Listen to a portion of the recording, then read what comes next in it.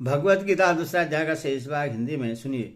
नाश रहित तू नाश रहित तू उसको जान जिससे यह संपूर्ण जगत दृश्य वर्ग व्याप्त है।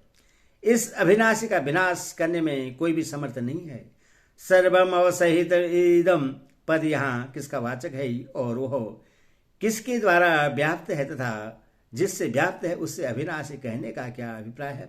शरीर इंद्रिय मन भोगों की सामग्री और भोग स्थान आदि समस्त जड़ वर्ग का वाचक यहाँ सर्वम के सही ईदम पद है। वह संपूर्ण जड़ वर्ग चेतन परमात्म तत्व से व्याप्त है। उस परमात्म तत्व को अविनाशी कहकर भगवान ने यह भाव दिखलाया है कि पूर्व श्लोक में जिस सत तत्व का मैंने लक्षण किया है तथा तत्व ज्ञानियों ने जिस तत्व को सत निश्चित किया है वह परमात्मा ही अविनाशी नाम से कहा गया है। इस अविनाशी का विनाश करने में कोई भी समर्थ नहीं है। इस कथन का क्या भाव है।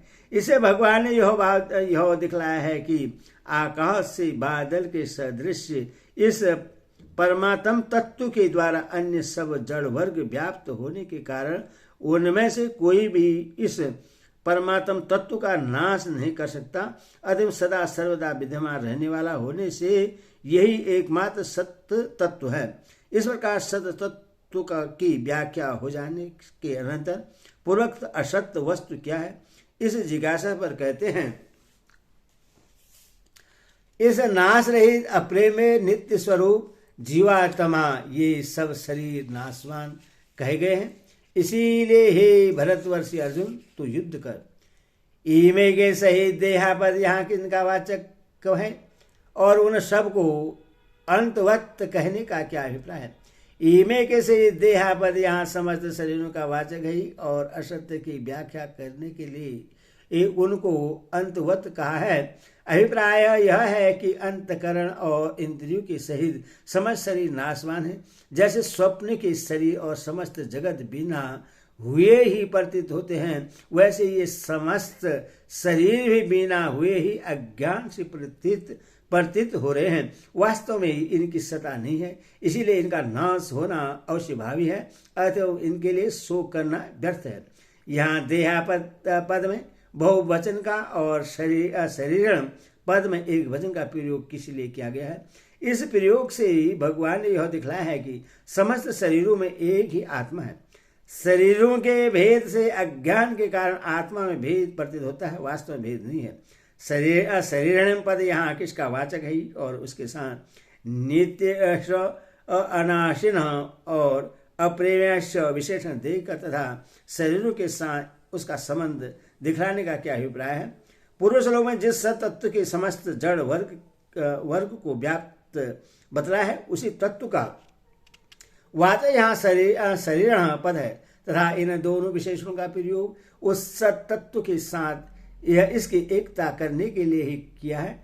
एवं इससे शरीर कहकर तथा शरीरों के साथ इसका संबंध दिखलाकर आत्मा और परमानंद की एकता का प्रतिपादन किया गया है। अभिप्राय यह है कि व्यवहारिक दृष्टि से जो भिन्न भिन्न शरीरों को धारण करने वाले उनसे संबंध रखने वाले भिन्न भिन्न आत्मा प्रतीत होते हैं वे वस्तुतः भिन्न भिन्न नहीं है। सब एक ही चेतन तत्व हैं। जैसे निद्रा के समय स्वप्न की सृष्टि में एक पुरुष के सिवा कोई वस्तु नहीं होती, स्वप्न का समस्त नाना तत्व निद्रा जनित होता है, जागने के बाद पुरुष एक ही रह जाता है। वैसे यहाँ भी समस्त नाना तत्व अज्ञान जनित हैं। ज्ञान के अनंतर कोई नाना तत्व नहीं रहता। हेतुवाद तस्मात् पद का प्रयोग करके युद्ध के लिए आज्ञा देने का क्या अभिप्राय है। हेतुवाद तस्मात् पद के सही युद्ध के लिए आज्ञा देकर भगवान ने यहाँ यह दिखलाया है कि जब यह बात सिद्ध हो चुकी है कि शरीर नाशवान है, उसका नाश अनिवार्य है और आत्मा नित्य है, उसका कभी नाश नहीं होता नहीं, तब युद्ध में किंचन मात्र भी शोक का कोई कारण नहीं है। अतः अब तुमको युद्ध में किसी तरह की आनाकानी नहीं करनी चाहिए। पुरुष लोग में भगवान ने आत्मा की नियंता और निर्विकारता का प्रतिपादन करके अर्जुन को युद्ध के लिए आज्ञा दी है, किंतु अर्जुन ने जो यह बात कही थी कि मैं इनको मारना नहीं चाहता और यदि वे मुझे मार डालें तो वह मेरे लिए क्षेमकर होगा, उसका सर्वश्रेष्ठ समाधान नहीं किया। अथवा अगले श्लोकों में आत्मा को मरने या मारने वाला मानना अज्ञान है, यह कहकर उसका समाधान करते हैं। जो इस आत्मा को मारने वाला समझता है तथा जो इसको मरा मानता है, वे दोनों ही नहीं जानते, क्योंकि यह आत्मा वास्तव में न तो किसी को मारता है और न किसी के द्वारा मारा जाता है। यदि आत्मा न मरता है और न किसी को मारता है, तो मरने और मारने वाला फिर कौन है? स्थूल शरीर से सूक्ष्म शरीर के वियोग को मरना कहते हैं।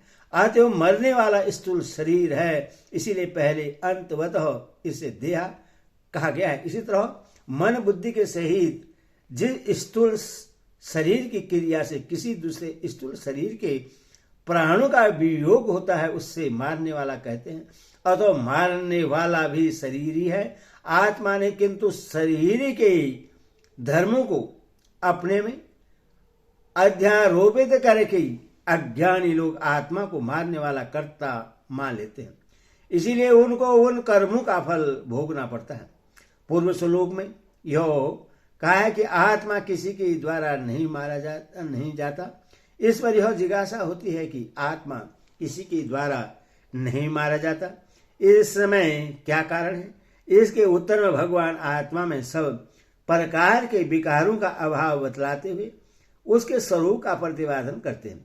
यह आत्मा किसी काल में भी न तो जन्मता है और न मरता ही है, तथा न यह उत्पन्न होकर फिर होने वाला ही है, क्योंकि यह अजन्मा, नित्य, सनातन और पुरातन है। शरीर के मारे जाने पर भी यह नहीं मारा जाता। न जायते प्रियते, इन दोनों क्रिया पदों का क्या भाव है? इसमें भगवान ने आत्मा में उत्पत्ति और विनाश रूप आदि अंत के दो विकारों का अभाव बतलाकर उत्पत्ति आदि छहों विकारों का अभाव सिद्ध किया है, और इसके बाद प्रत्येक विकार का अभाव दिखलाने के लिए अलग अलग शब्दों का भी प्रयोग किया गया है। उत्पत्ति आदि 6 विकार कौन से हैं और इस श्लोक में किन किन शब्दों के द्वारा आत्मा में उसका अभाव सिद्ध किया है? उत्पत्ति जन्मना, अशिष्ट उत्पन्न होकर सता वाला होना, वृद्धि बढ़ना, परिणाम रूपांतर को प्राप्त होना, अपक्ष क्षय होना और घटना, और विनाश मर जाना, ये 6 विकार है। इनमें से आत्मा को अजनबा कहकर उसमें उत्पत्ति रूप विकार का अभाव बतलाया है।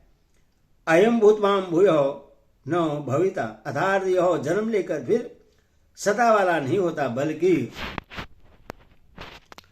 बल्कि स्वभाव से ही सत है। और यह कहकर अशिष्ट रूप विकार का पुराण हो, चिरकालीन और सदा एक रस रहने वाला कहकर वृद्धि एवं विकार का शाश्वत सदा एक रूप में स्थित कहकर, और विभ्राम का नित्य निरंग अखंड सता वाला कहकर क्षय का और शरीरे ये हने माने न हनियते, शरीर के नाश से जिसका नाश नहीं होता, यह कहकर विनाश का अभाव दिखलाया है। 19वें श्लोक में भगवान ने यह बात कही है कि आत्मा न तो किसी को मारता है और न किसी के द्वारा मारा जाता है। उसके अनुसार 20वें श्लोक में उससे विकार रहित बतलाकर इस बात का प्रतिपादन किया कि वह क्यों नहीं मारा जाता। अब अगले 2 श्लोकों में यह बतलाते हैं कि वह किसी को मारता क्यों नहीं है। हे पृथापुत्र अर्जुन, जो पुरुष इस आत्मा को नाश रहित, नित्य, अजन्मा और अवयव जानता है, वह पुरुष कैसे किसको मरवाता है और कैसे किसको मारता है। इस श्लोक में भगवान के कथन का क्या अभिप्राय है? इसमें भगवान ने यह भाव दिखलाया है कि जो पुरुष आत्मस्वरूप को यथार्थ जान लेता है, जिसने इस तत्व को भली भांति अनुभव कर लिया है और आत्मा अजन्मा, अविनाशी, अवयव और नित्य है, वह कैसे किसको मारता है और कैसे किसको मरवाता है, अर्थात मन, बुद्धि और इंद्रियों के सहित स्थूल शरीर के द्वारा दूसरे शरीर का नाश किए जानने में वह यह कैसे मान सकता है कि मैं किसी को मार रहा हूँ या दूसरे के द्वारा किसी को मरवा रहा हूँ, क्योंकि उसके ज्ञान में सर्वस्त्र एक ही आत्म तत्व है, तो न मरता है और न मारा जा सकता है, न किसी को मारता है और न मरवाता है। अतः यह मरना, मारना और मरवाना आदि सब कुछ अज्ञान से ही आत्मा में अध्यारोपित है, वास्तव में नहीं है। अतः किसी के लिए भी किसी प्रकार शोक करना नहीं बनता। यहाँ यह शंका होती कि आत्मा नित्य और अविनाशी है, उसका कभी नाश नहीं हो सकता, अतः उसके लिए शोक करना नहीं बन सकता। और शरीर नाशवान है, उसका नाश होना अवश्य भावी है, अतः उसके लिए भी शोक करना नहीं बनता।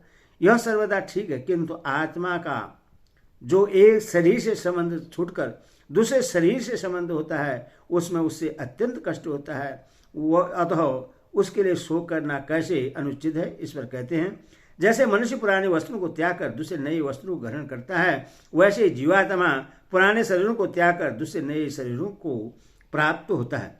पुराने वस्त्रों के त्याग और नए वस्त्र के धारण करने से मनुष्य को सुख होता है, किंतु पुराने शरीर के त्याग और नए शरीरों के ग्रहण से तो कलेश होता है। अतः इस उदाहरण की सार्थकता यहाँ कैसे हो सकती है? पुराने शरीर के त्याग और नए शरीर के ग्रहण में अज्ञानी को ही दुख होता है, विवेकी को नहीं। माता बालक के पुराने गंदे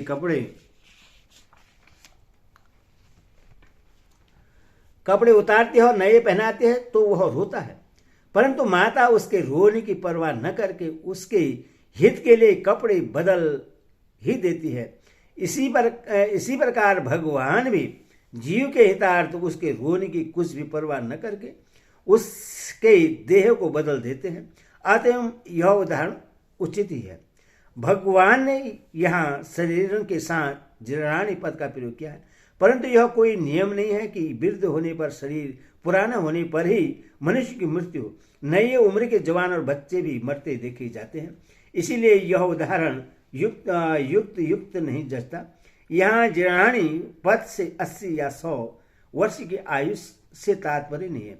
पार्वंतवश युवा या बाल जिस किसी अवस्था में प्राणी मरता है वही उसकी आयु समझी जाती है, और आयु की समाप्ति का नाम ही जीर्णावस्था है।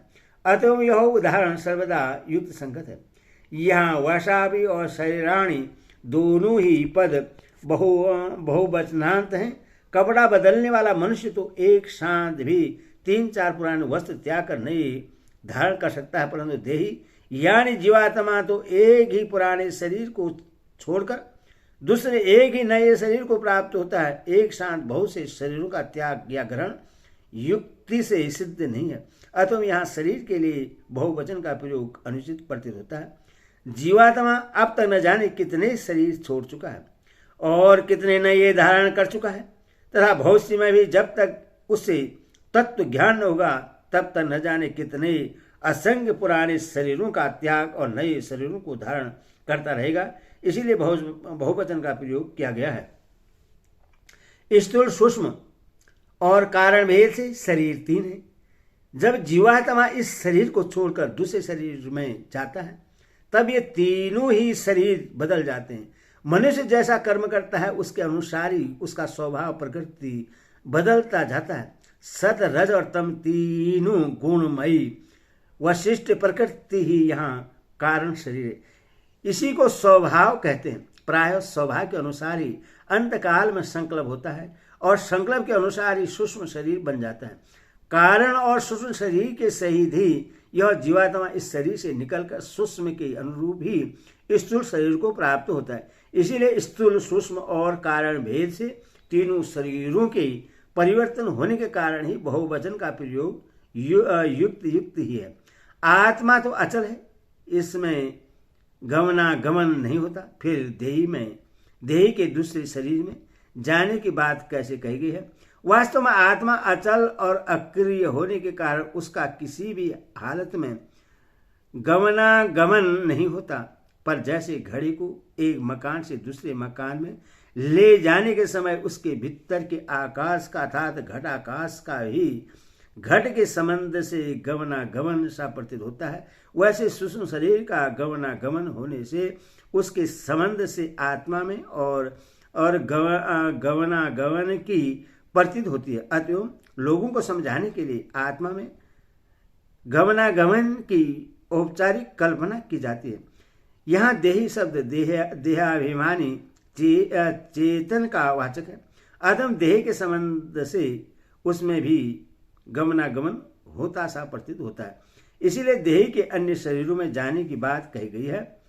वस्त्रों के लिए गृहाति और शरीर के लिए शयाति कहा गया है। एक ही क्रिया से काम चल जाता तो फिर दो तरह का प्रयोग क्यों किया गया?